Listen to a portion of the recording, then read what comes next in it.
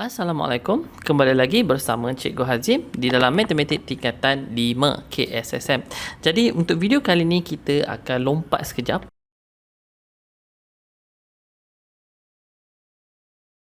Okey, kita lompat sekejap ke bab 5, iaitu bab 5 berkenaan dengan kekongrunan pembesaran dan gabungan transformasi.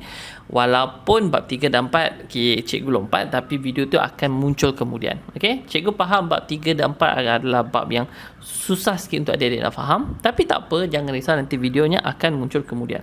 Tapi kepada yang mana-mana dah masuk kepada bab 5, boleh merujuk kepada video ini. Okey, jadi jom teruskan kepada yang seterusnya, iaitu kekongrunan pembesaran dan gabungan transformasi. Bab apa ni? Berkenaan dengan apa?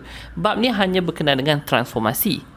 Okay, alright. Kalau ingat balik berkenaan transformasi, transformasi ni kita ada belajar ada 4 jenis transformasi, iaitu translasi, okay, translasi ataupun translation, kemudian kita ada reflection, kita ada pantulan, okay, kita ada rotation ataupun putaran, dan yang keempat kita ada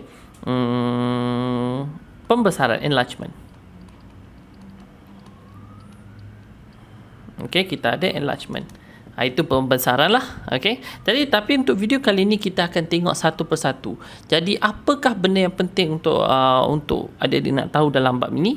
Iaitu benda yang paling penting adalah yang kita kena tahu berkenaan kongruenan. Apa yang dimaksudkan dengan kongruenan tu? Okey, alright.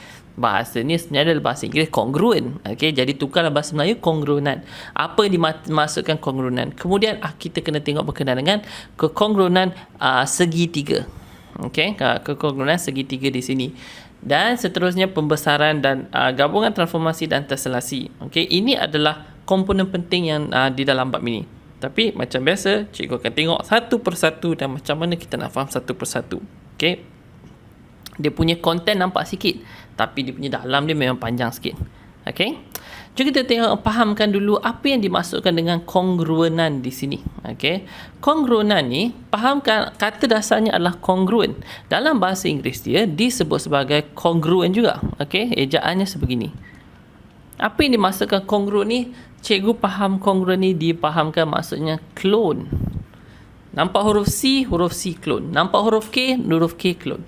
So kongruen dipanggil sebagai clone.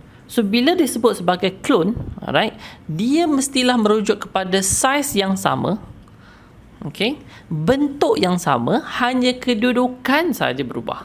Okey, kedudukan dia boleh jadi dia pusing lah, dia pusing lah, kemudian dia reflect terbalik lah macam mana sekalipun. Okey, macam mana sekalipun kongruen ada dua benda yang penting, mesti saiz sama, bentuk mesti sama. Okey, kalau sudut di dalam pun mesti kena ikut yang sama juga. Sebagai contoh, okey, kalau korang semua boleh tengok, kalau di sini di sudut A ataupun di bucu A ada sudut A, okey. Jadi setiap kali pusingan di bucu A mesti ada sudut A. Kalau lain mesti dah tak dikira sebagai kongruen. Kalau lain tak dikira sebagai kongruen, dan bila sudut berlainan, automatik panjang pun akan berlainan, bucu pun akan berlainan. Tetapi paling penting kena ingat bahawa kongruen tu adalah bentuk dan saiz yang sama. Okey. Jadi di sini ada satu jenis, ada satu nota yang berkenaan dalam buku teks lah, yang menunjukkan kekongruenan segitiga. Ini hanyalah contoh kongruen sahaja. Okey, jangan risau apa benda lah SSL apa benda semua ni. Ini hanyalah saja contoh kongruen sahaja. Tak ada apa sangat pun. Dan kongruen contoh ni adalah hanya menunjukkan kedudukan kongruen dia. Okey, kedudukan kongruen dia. Maksud kedudukan kongruen ni di mana, ni di mana, di mana. Okey. Jom supaya kita tengok contoh di yang pertama, yang macam mana nak ingat mula dengan huruf S.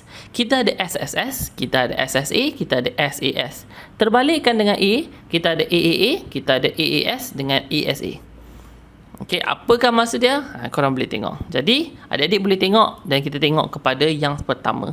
Apa yang dikatakan pertama di sini? SSS. Dikatakan SSS merujuk kepada kesemuanya side. Side tu menunjuk kepada ketiga-tiga side tu kongruen. Dan ini hanyalah merujuk kepada kedudukan. Nampak tak? Ini side di sini, side pertama, side kedua, side ketiga. Side pertama, side kedua, side ketiga. Ini merujuk kepada kedudukan dia memang sama macam tu. Tetapi, kalau kita tengok contoh kedua, SSA merujuk kepada side angle. Merujuk kepada kita ada side dulu, kita ada side, kemudian kita ada angle. Kita ada side, kita ada angle. Angle tu bukan di tengah-tengah.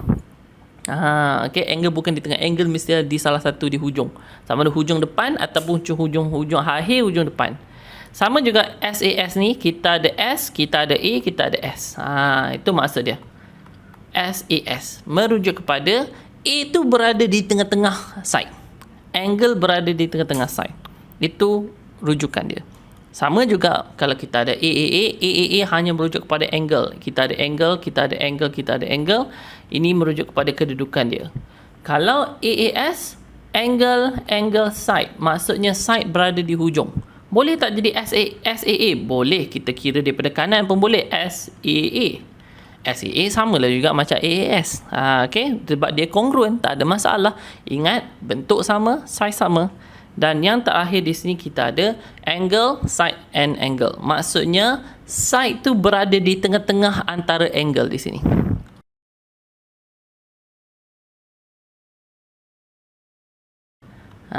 Okay, kita ada angle 1, kita ada angle 2, lepas tu side di tengah-tengah. Itu maksud dia ESA. Dan ini sajalah dikatakan kongruen segitiga. Itu saja. Okay, jadi cikgu rasa sampai di sini saja dahulu video cikgu. Okay, kita sambung di video yang seterusnya. Jadi itu saja. Terima kasih. Bye-bye.